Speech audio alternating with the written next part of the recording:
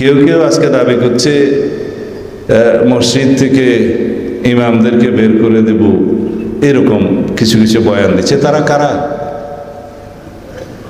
আমার জানা মতে কওমি আলেমদের দ্বারাই বাংলাদেশের অধিকাংশ মসজিদের ইমামতি চলে।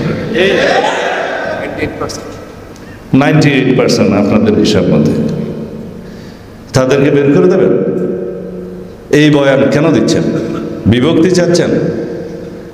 সেই জন্যই তো বলা হয়, আমাদের বড় হুজুর আল্লামা বাবু নকরি সাহেব বলে গিয়েছেন যে 73 ফিরকা আছে, তার মধ্যে একটা ফিরকা শুধু ইসলামের উপরে বহাল আছে। তো সেই জন্য আরেকটা কাহাওয়াত বলে যে এই যে আমাদের মধ্যে যত বিভক্তি, যে মুসলমানকে हर फिरके ने एक दूसरे को काफिर कहा, वही एक काफिर है जो उसने हम सबको मुसलमान कहा। কারণ ওদের সাথে যখন আপনারা যুদ্ধ করবেন তখন ওরা সবাই আমাদেরকে মুসলমান হিসেবেই ট্রিট করবে এবং আমাদেরকে ওই রকম সাজিশের মধ্যে ফেলবে। এখন আমরা আছি কে হাত কিভাবে বাঁধলো, কে উজু কিভাবে করলো, এগুলো নিয়ে বাহাস করতে। যার হাত নাই তারও তো নামাজ হয়।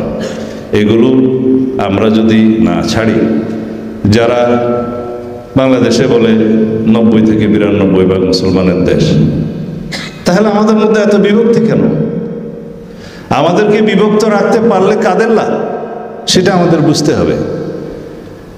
আমরা বিভক্ত ছিলাম বলেই তো আমাদের উপরে রাতের বেলায় বাতি নিভিয়ে, পানি নিভিয়ে হাজার হাজার লক্ষ লক্ষ গুলি বর্ষণ করতে পেরেছে, যেহেতু আমরা বিভক্ত ছিলাম। তা আপনারা কি এখনো বিভক্ত থাকবেন?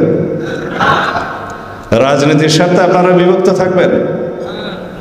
আমরা চাই বাংলাদেশের সকল মুসলমান ঐক্যবদ্ধ থাকুক এবং ইসলাম নিয়ে যেন কেউ আমরা বিভক্তিকর বিভ্রান্তিকর রাজনীতি না করি।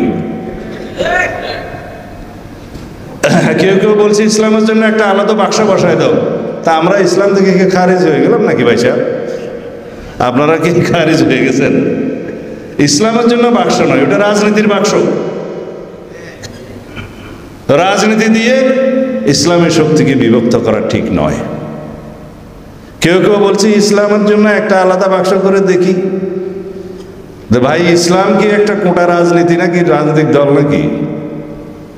আমরা হলাম সেই দল যা আলেমদের পরামর্শে শহীদ রাষ্ট্রপতি জিয়াউর রহমান সংবিধানে বিসমিল্লাহির রহমানির রহিম ধারণ করেছেন। আমরা সেই দল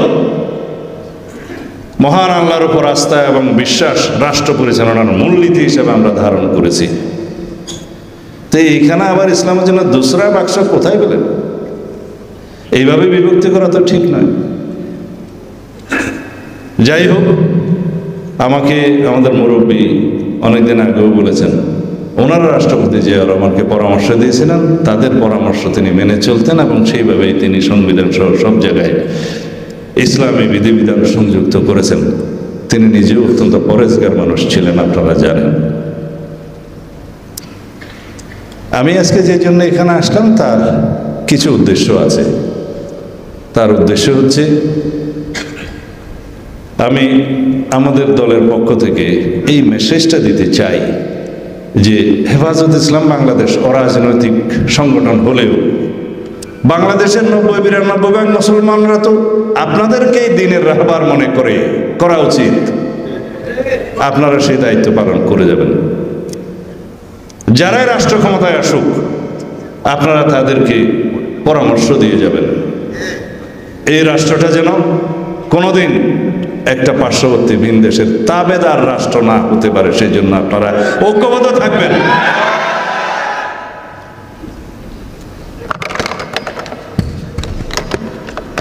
এটা ছোট হয়ে গেছে বেশি। ব্রিটিশ ভারতের ইতিহাসে, ব্রিটিশদের কাছ থেকে স্বাধীনতা অর্জনের ইতিহাসে আলেমদেরই সবচাইতে বেশি ত্যাগ স্বীকার করতে হয়েছে, রক্ত দিতে হয়েছে। পাকিস্তান সৃষ্টির ইতিহাসের মধ্যে আজকে মুসলিম লীগ হয়তো নাই, কিন্তু এই মুসলিম লীগের ব্যানারে মুসলমানরাই তো ঐক্যবদ্ধ হয়েছিল। এখানে একটা পূর্ব এবং পশ্চিম মিলে একটা আলাদা রাষ্ট্র হবে। এই দেশের সংখ্যাগরিষ্ঠ মুসলমানরাই তো পাকিস্তান রাষ্ট্র চেয়েছিল, সাধারণ মানুষ সহ।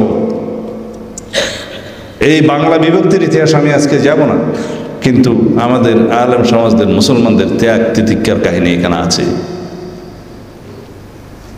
যারা আজকে বাংলাদেশের পক্ষে আমরা রাজনীতি করি,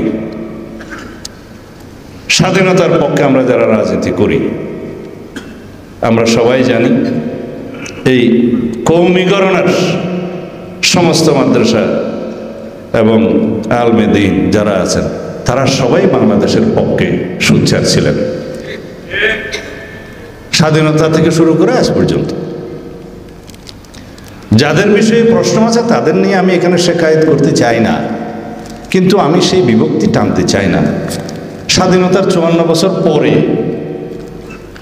এই আওয়ামী লীগের মতো স্বাধীনতার পক্ষে বিপক্ষে এই সমস্ত ইস্যু টেনে নিয়ে এসে কোনো রকমের বিভক্তি এই জাতির মধ্যে নিয়ে আসা উচিত হবে না, সেটা আমরা সমর্থন করি না।